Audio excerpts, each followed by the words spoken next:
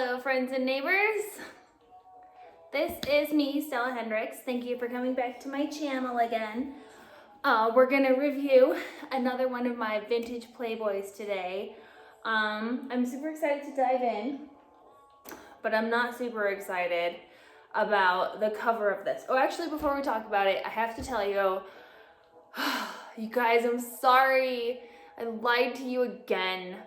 This is not going to be a Star Stowe episode, but I hope you'll forgive me when you find out. The reason is because I have been doing a bunch more researching and stuff on Star Stowe, and I found out a couple more interesting tidbits. And so I thought it'd be better, because there is still very limited information that I can find on her. So I thought if I take all these tidbits I've been piecing together and put them all into one episode and make it a really good episode instead of just sort of, you know, little blurbs here and there, I feel like that would be the better way to go. So sorry if you've been waiting for more Star Stowe stuff. Probably no one is as fascinated by all of this as I am, but it's still very interesting to me, and I'm very excited to be sharing my passion with you guys. So thank you for showing up to my videos. I'm sorry I'm not very good at doing them once a week. I know I tend to be a couple days late a lot of the time, but thank you guys for watching these videos. So let's get to it, huh? This is the April 1976 Playboy. I'm not gonna hold it up too close. I guess you need to see so you know what I'm talking about. I have a hard time finding words for how much I hate this cover. This cover grosses me the fuck out. It looks like a pedophile cover that looks like a little girl who is about to be molested by her stepfather. It's the grossest. It's like the Jeffrey Epstein cover. What in the heck even is that? I know that the model is a person of age, so you know there's no actual crime going on here, but it reminds me of, oh gosh, I don't know what year it was, that Britney Spears cover for the Rolling Stone that they did ages ago, and she had like the Teletubby, and she was a teenager at the time. I think she might have been 17 or 8, maybe she was 18, I'm not even 100% sure, but I think she was still underage. I think she was still 17. And they did like this kind of sexy cover of an underage girl. And there's nothing edgy or cool or awesome about that. That's just straight up disgusting predatory behavior. And listen, I overall really love Playboy and its message and what it's about, but whoever did this cover should be fired. Gross. So let's move on to hopefully happier times now. Bad job, Playboy. I do not approve of that gross cover. Okay. I know I do have some awesome things to look up in here, though. Numero uno, as usual. We have, actually I should probably go to that. We have some fabulous men's fashion. I think last time I said it reminded me of Fred from Scooby-Doo.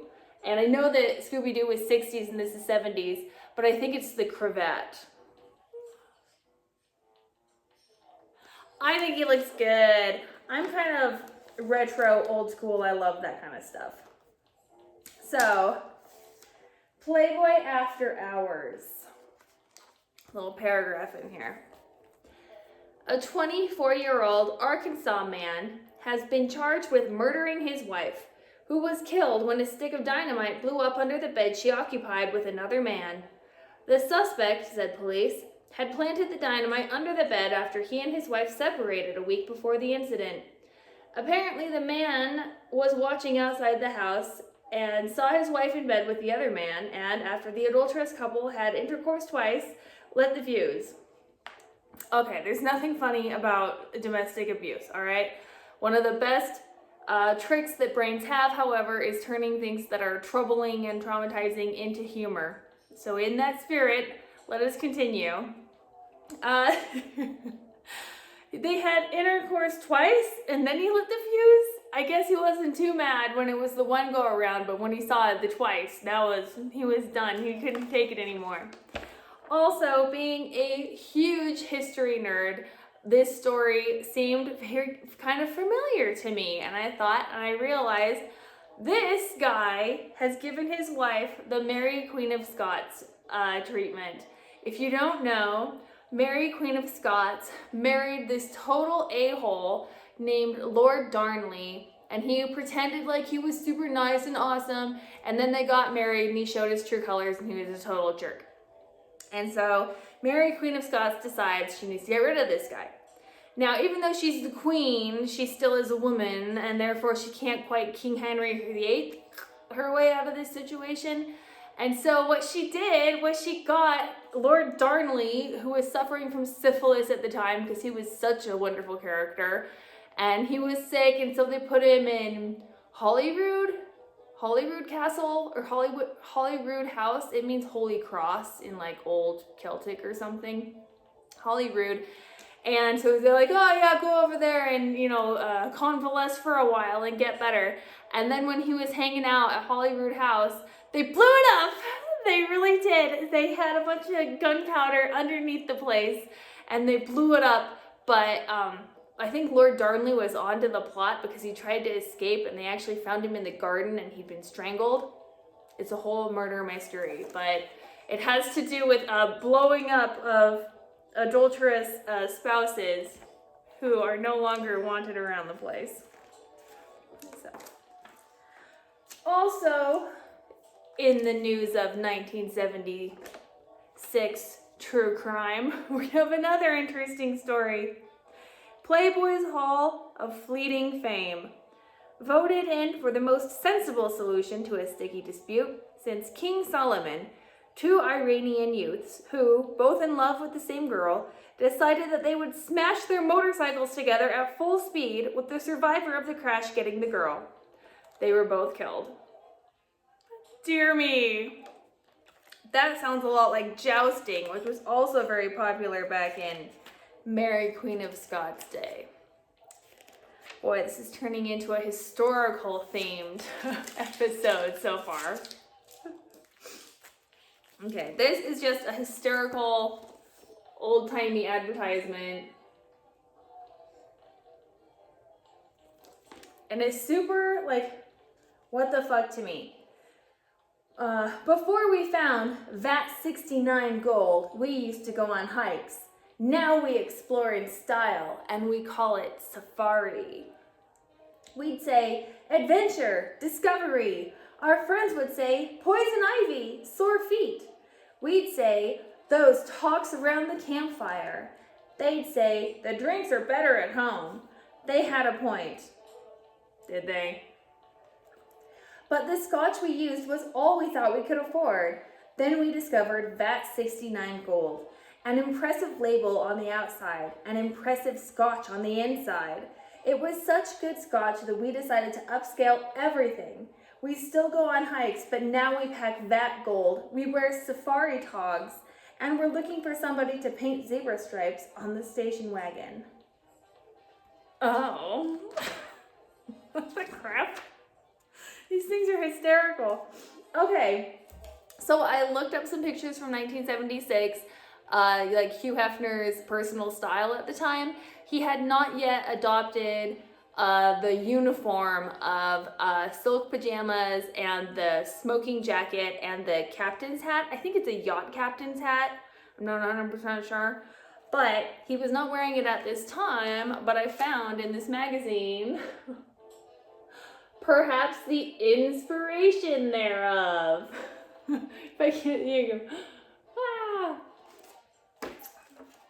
It's the prototype Hugh Hefner over here. Also, I think he's sitting in like a dentist chair. I'm not sure what's going on there. Don't ask me. Okay, the care and feeding of your pipe. I can't read this whole thing because it's super long. It gives some good tips on how to care for your pipe, and it's secretly also an ad for Amphora, which is some kind of Cavendish tobacco, which cracks me up. For example, before smoking your pipe for the first time, moisten a fingertip with water and rub it around the inside of the bowl. This will insulate the bowl against the heat of the first smoke. Then be sure to use the quality tobacco. May we be so bold as to suggest amphora? So it goes through and it gives some good suggestions on how to take care of your pipe, but it keeps also bringing up amphora and why that's the best one you definitely want. So I am a total sucker for pipe smoke.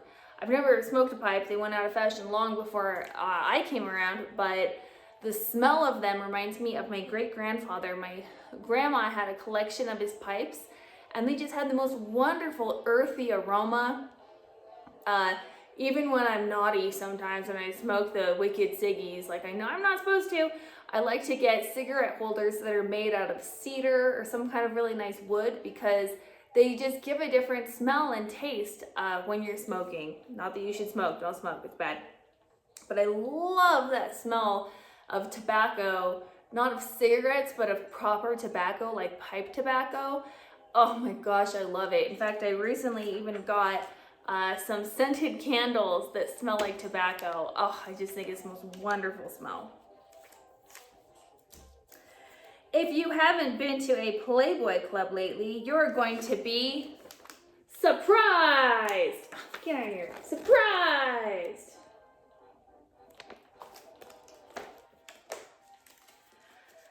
The Playboy Club still means beautiful bunnies. And now the bunnies have their own traveling roadshow, the Bunny 76 Review. Singing and dancing on stage, leading the fun off stage, they'll be keeping things very lively in clubs across the country. Watch for groups like the Manhattan Transfer 2 and the truly bizarre Cycle Sluts, variety shows, new talent on the way up, and the biggest names in showbiz. That would be so awesome. That would be totally rad if they had like a roller derby league for the Playboy bunnies and for the Playmates and stuff. I bet a lot of girls would be super into that. All right, the Playboy Advisor.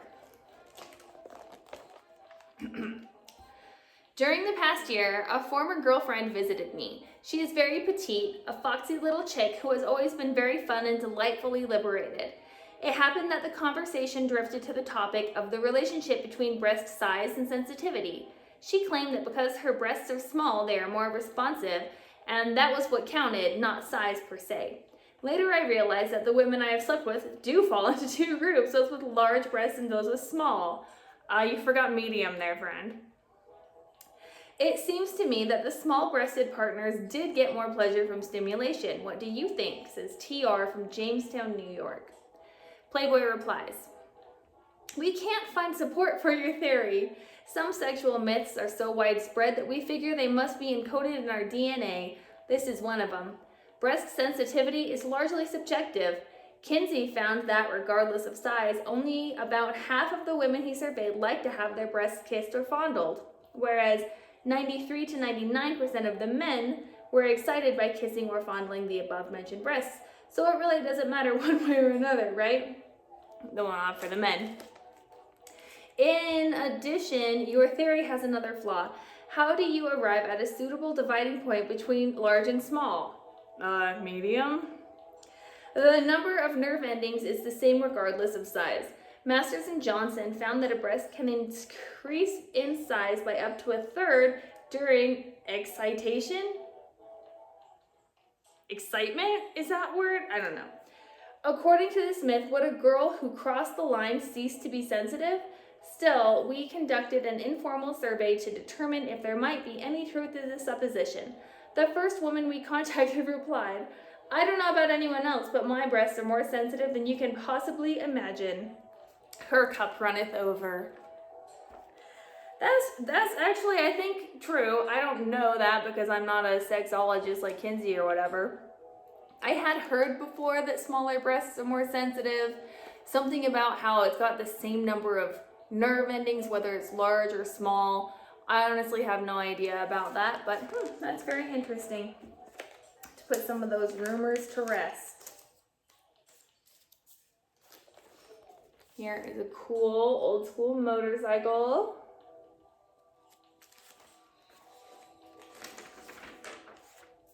Oh, yeah, okay, so this is 1976, which means it's the bicentennial of the birth of America.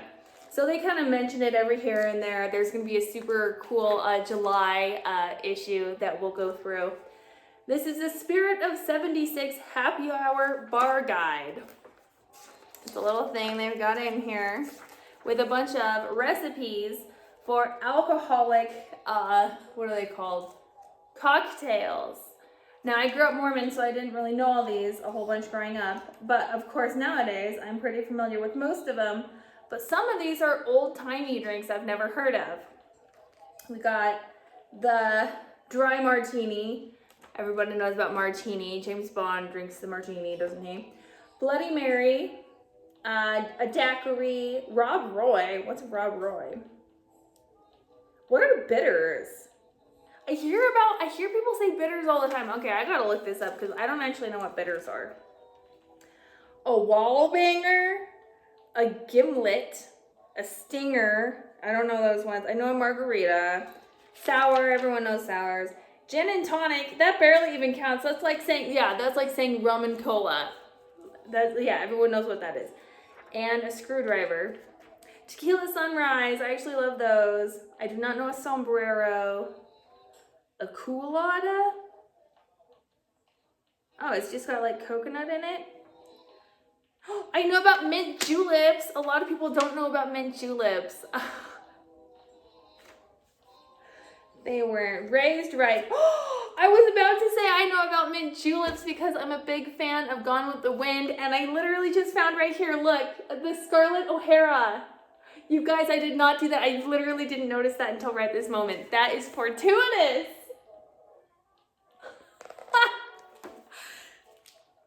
My favorite aunt in the world, my best friend in the world is my Aunt Heather, and she and I have this huge thing about Gone with the Wind, and she had taught me about this drink called Scarlett O'Hara. Oh my gosh, I'm gonna show her this video. She's gonna freak out, she's gonna love it. How exciting. Okay, here is something from the Playboy forum. Hold that out of there, okay.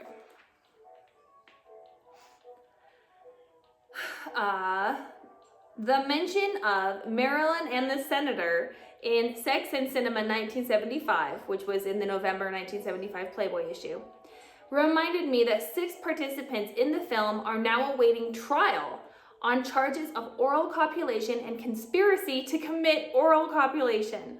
The Los Angeles Vice Squad swooped down on the film's producer, cast, and others, including the makeup man, with a series of actions that bordered on lawlessness. I did not consider my role in the film a criminal act, but I was told that I would be a defendant in the trial unless I made out a statement testifying against several of my friends in the cast. That's literally what they did during the witch hunts. You know that? The witch trials, like Salem? That's literally a tactic. That's so deplorable.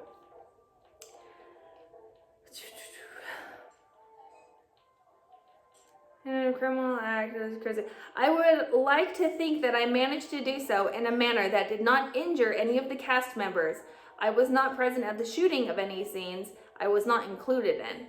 Several charges, including prostitution and those against the makeup man, oh poor makeup man, were eventually dropped.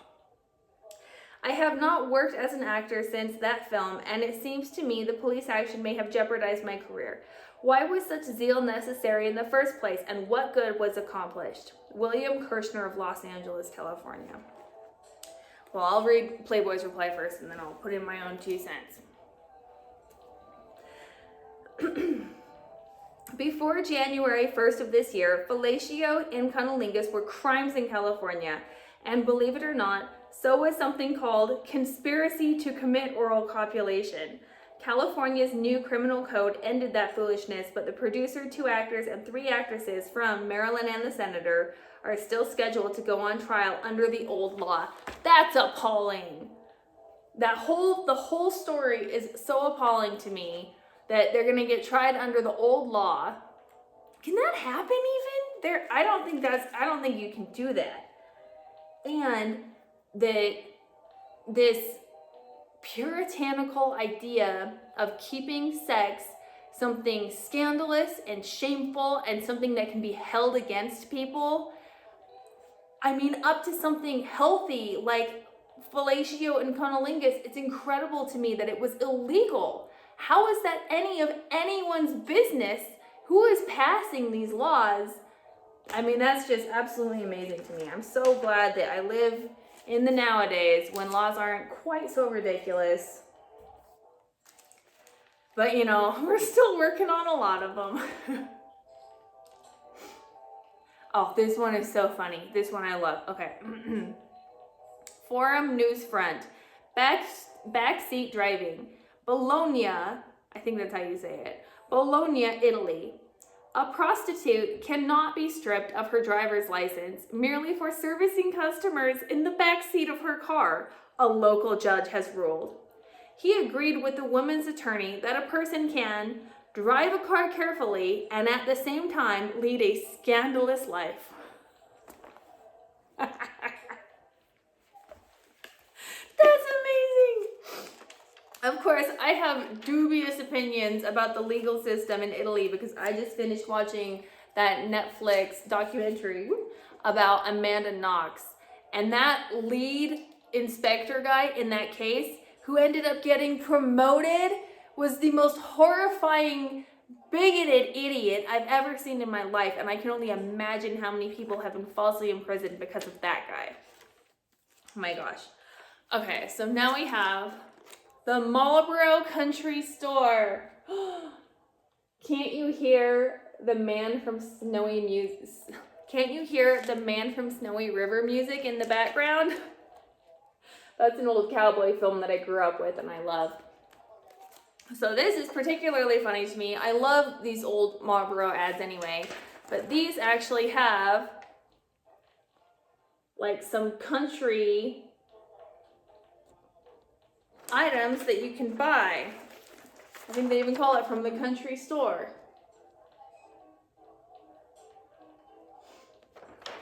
I just think that's so interesting and kind of quaint and kind of cute. I love it. I just love them. I know it's for cigarettes. I know cigarettes are bad, but the advertisement itself is very charming. So back in the day, before people had Facebook, where they could post memes all over, I think what they mostly had was posters to put up on their wall and like t-shirts that they could wear around town. So I saw this little ad down here and it was cracking me the fuck up. There's one over here that I really like with the cactus. I don't know if you can see it. See it right here. It's the little cactus dealie. I would have totally got that one. I think it's cute. Of course, I think a lot of other people would have gone for Muff Diver and Happiness is a Tight Pussy. But I like the one with the cactus. Okay, this is so funny. It reminds me of a movie with Jane Mansfield. Shoot, what's it called? Promises, maybe? Anyway, it was the one that Jane Mansfield made that they took some stills from the movie and they put it in one of the episodes or one of the issues of Playboy. It was the one that said, the nudist Jane Mansfield, you know, see the star, the nudist she's ever been. And that was the one that had authorities in Chicago go to the Chicago mansion and arrest Hugh Hefner on obscenity charges. And so there's just something interesting, historically interesting about that film. But it cracks me up, this little illustration they have going on here. It's almost exactly part of the story of that movie that Jane Mansfield is in. She's trying very hard to get her husband to be interested in her. She even bought him a sexy book. You see, he's reading The Joy of Sex. And all the fellow has to say to his buxom blonde, Knock it off. Can't you see I'm reading? What's a tragedy? Okay, now I got a pictorial on Ursula Andress. I literally watched Dr. No the other night. I love James Bond. I happened across Casino Royale a while ago, and I thought to myself, every night I lay down and watch a movie with my partner, and I thought, why don't we go through all the James Bond movies? I'm terribly fond of old school movies. I'm terribly fond of James Bond, and I haven't seen all of them before. I love the soundtracks. Why don't we go through and watch them one by one? And so I didn't know that the first James Bond movie was Dr. No. Found that out. I also didn't know that Sean Connery was the first James Bond. Found that out. But I love it. I loved it more than I thought I would love it. And Ursula Andress is something else. Oh my gosh, that whole movie. I have a total new obsession for James Bond, the Bond girls.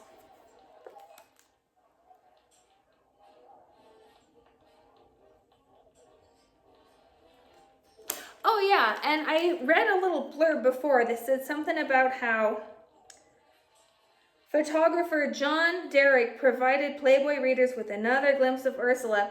So she ended up marrying this photographer, John Derek, and I thought, is she the mother of Bo Derek? No, close.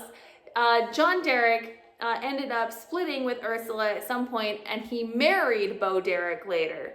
So I had the right Derek in mind, but it wasn't a daughter, it was another wife.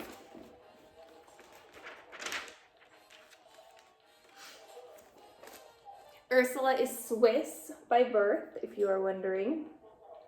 I'm always very interested in people's heritage.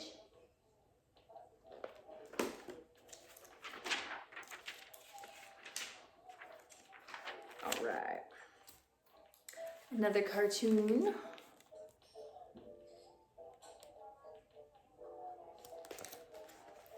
Tarzan, couldn't you just make do with a cigarette and a nap?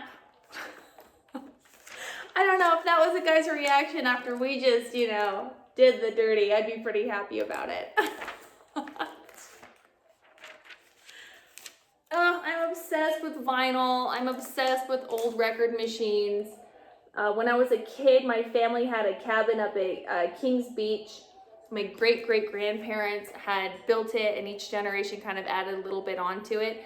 And up there we had all of my aunts and uncles' old vinyl collections because, I came around in the late 80s, and by then, everyone was listening to cassette tapes, and all of these records were like old school, and they didn't want to throw them all away because they were valuable, but no one really listened to them, and they all ended up in a huge collection up at the cabin that us kids would listen to. Unfortunately, after my grandfather died and my greedy relatives determined that we had to sell the cabin, everything went, including the records and the record players. And if I'd been a little bit older, I probably would have reached out and tried to get those, but I was still very young, and I think about the loss of that collection now, and I'm so sad. And every time I see one of these record player things, I think about that wonderful collection of vinyl. But don't worry, because I'm back on the hunt these days, and I'm always collecting new albums, and I've got a record player. I haven't got the speaker hooked up to it yet, but we're getting there. Written in the Stars. Do you think this is about Star Stow? No. My heart jumped when I saw that, but alas. It is about our April Playmate of the Month, Denise Michelle, who is a gorgeous girl. I recognized her from some calendars from a while ago. She is one of my particular all-time favorites. Generally speaking, we don't take much stock in astrology, but when our April Playmate, Denise Michelle, informed us that she fits every characteristic of a Gemini woman to a T, we couldn't resist the temptation to compare our interview notes to her horoscope. Gemini women, our book says, are attracted to sunny climates. Check. Denise has lived in Kailua, Hawaii since she was 8. They resent the drudgery of routine jobs. Right again. Denise has been a model for the past 3 years because It's a job I can do freely without having to work in an office. So far, so good. Geminis have a way with words and often become writers. Sure enough, Denise is a part-time poet. Example, if you're afraid to love, to care, because of hurt or pain, by the time that you decide to trust, I'll be gone. That totally reminds me of Dorothy Stratton. She was a poet, a poetess. She was a poet herself, and I really love some of the poems that Dorothy Stratton wrote, and that is so sweet. That kind of reminds me of her. Geminis have mercurial moods. Sometimes I'm easy to get along with, says Denise. Other times I'm temperamental. They're contradictory. I like a man to dominate me, but I also need my freedom. I think, especially because she uses that word again later, I think a lot of women use the word dominate, meaning they want the guy to be the masculine partner, they want him to be the leader. I do ballroom dancing, and there's a difference between somebody who bosses you and somebody who leads you. And not every man is capable of being a leader, and I think that's why a lot of them become bullies. So when she says, oh, I want a man who can dominate me, but I also need my freedom, what she's, I think, struggling to verbalize there is that she wants a strong, dominant man who can be a strong leader. But no one wants to be pushed around and bossed. Like, that's a ridiculous suggestion. Absolutely no one ever wants that. Let's see. Oh. More pictures.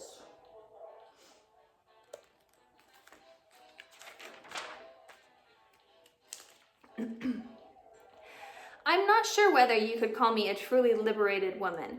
As far as relationships go, I think both partners should be made to feel equal. I like to feel dominated sometimes, but I never want to feel totally dependent. Oh, a bunny! Sorry, there's wildlife right out my door. I get distracted a lot. What was I saying? Oh, yeah. Yeah, that's just what I was saying a minute ago. No one really wants to be bossed. I think that she doesn't want a dominating man. Nobody wants that, but a dominant man. Somebody who can be strong, someone who's dependable, someone who can fulfill all of those traditional roles, which a lot of guys think that they should be the boss because they're the man, but they can't fulfill, you know, those traditional masculine roles. So why should you? That's ridiculous. Also, she says, whether you could call me a truly liberated woman. Yeah, girl, you are totally a liberated woman. You might have some traditional views and old-fashioned views, but that's your choice. And the point is to be able to choose what you want for your life. If you want to be a 1950s style housewife and you want to stay at home and you want the man to be the breadwinner and you want him to be the decision maker and, you know, you want to be, you know, Susie housewife and that stuff, that's what you want. Yeah, you're liberated. You can choose that. You just have to also be of the opinion, I feel, that other people are free to choose what they want also. It's not that you think all women should stay home and be, you know, the quiet Susie homemaker and all these things. But you recognize that that works for you, and maybe that doesn't work for other people. But just because that's something that works for you, it doesn't mean that you're not liberated. I grew up Mormon. Mormon women are not liberated. They definitely all have the opinion that, or they all know that they should have the opinion that women are to stay home and support the husband. I mean, just that very 1950s kind of idea. It's not that there's anything wrong with that in and of itself. The thing that's wrong is saying that that is how all women have to be or should be or ought to be, and not saying, oh, this is what works great for me. There's nothing unliberated about that. That's completely fine. I hope I'm making any sense. I'm a little bit flustered today. I've been having kind of a flustering week, you guys. That's why this video is coming up a little bit late. But this is that picture I remember. Absolutely beautiful girl. I've always thought there was something particularly beautiful about Asian girls. Oh yeah, more fashion. I love the old fashion in these things.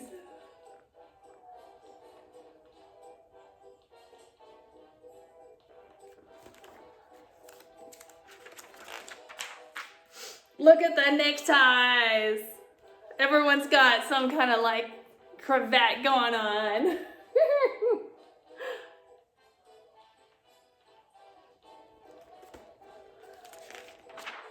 Oh, another page. We have been blessed. Seems like the set of some old, cool, exotic movie, doesn't it?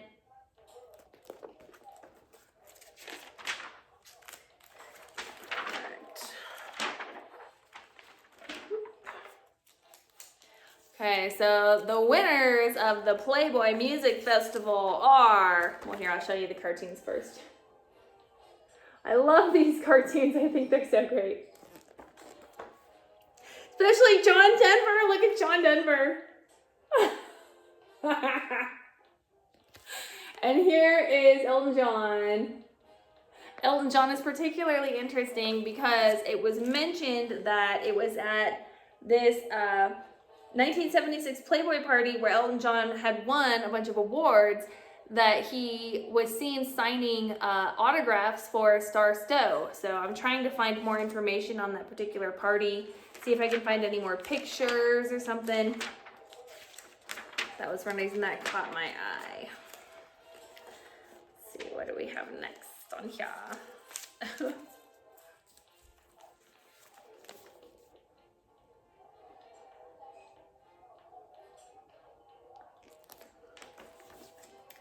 These are my new ladies in waiting, the Mrs. Bread and Honey.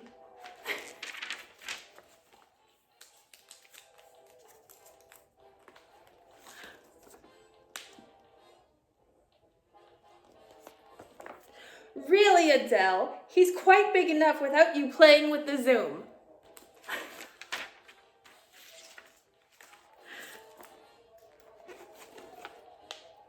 This one holds true today as well. Oh my gosh. It's a bit too avant-garde for most of the country, but in Los Angeles and New York, they might just be ready for it. It reminds me of the butt cleavage dresses. They show up every so often.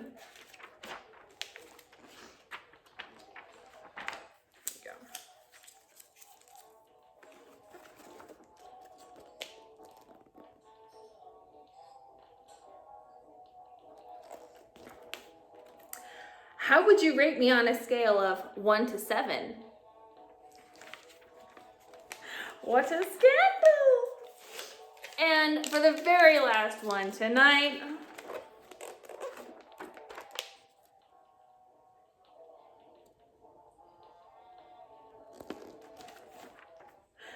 I've called you girls together to ask if any of you can neigh. Oh, that reminds me of this old show called Cat House that they used to have on HBO. I live in Nevada, and so legal brothels are a thing. I grew up kind of knowing we're around. I think it's so strange that we're the only state that has any form of decriminalized prostitution. I think it should be decriminalized across the board. But I also, being a stripper and a burlesque dancer, I know people, in similar fields, and I made friends with one of the girls who worked out at the Bunny Ranch and was a personal friend of Dennis Hoff, and some of the stories she tells me about the requests from customers and the crazy stuff that they had going on in some of their parties, I tell you, that is a hoot and a holler. I gotta get her to write a book one day. It is absolutely hysterical. But until that book comes out, you should go watch Cat House on HBO or get the DVDs for it, because it's pretty old nowadays. But it would absolutely crack me up, and that's what that one reminded me of. So this is a pretty long video today. Sorry, friends. There were a lot of things that I wanted to mark out in that particular issue. Not a lot of stardust, unfortunately, but I am hard at work on the next video. I'm not very good with video editing, so I'm kind of figuring out how to do all this. But I have found out some more interesting stuff about Star Stowe, more details than I had ever gotten before. Found a few new sources, so I'm really looking into it. And thank you guys so much, friends and neighbors, for coming and sharing my beautiful Playboys with me. I truly love them, and it's great to share them with other people. It's not fun just to have them to yourself and to think all your thoughts to yourself, but to share them with others. So thanks so much for stopping by again, and I will have the next video up in about 7 days. I'll try to get it a little earlier because I was so late this time, and I'll get that Star Stove video up as soon as possible too. Thank you guys so much for stopping by, and I will see you next time.